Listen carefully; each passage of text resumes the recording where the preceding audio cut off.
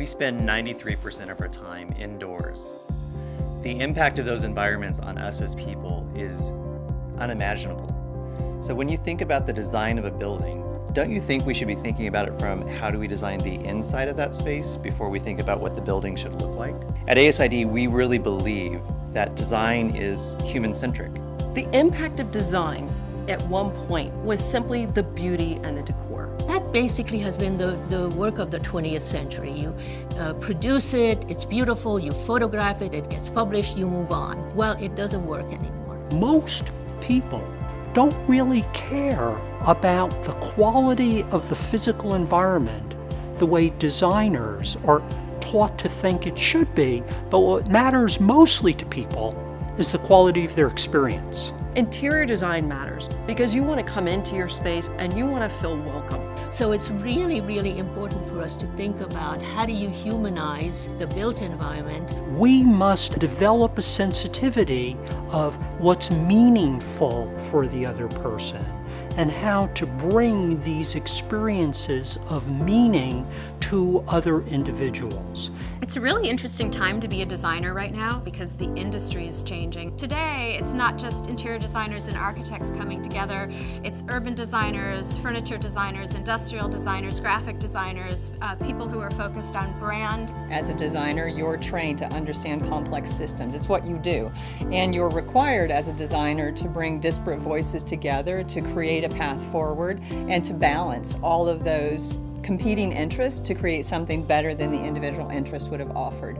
So because we love that complexity, or we wouldn't have become designers, it's an opportunity for us to take those talents and our ability to facilitate complex conversations. We need to understand how to design environments that make both systemic and sustainable improvements. How can we design environments that improve people's lives? Social and economic issues should be the cause of all of design.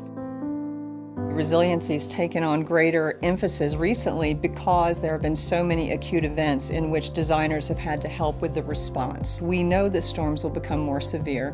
The range of weather patterns will become more extensive. Having a resilient strategy will allow us to deal with those acute or chronic issues and bounce back. Sustainability in terms of interior design is a beginning of a conversation about the environment, about materials, about quality of life, about health. And we are now on to well-being and earth health and human health. Medical knowledge and experiments and neuroscientists and optical science and environmental psychology and understanding of how people respond to place can inform design decisions and ultimately to make better places for people. In generative space design, there is no end to the project. It is a continual learning and improvement experience because as people begin to use it, it's very useful to go back and say, well, how is this working?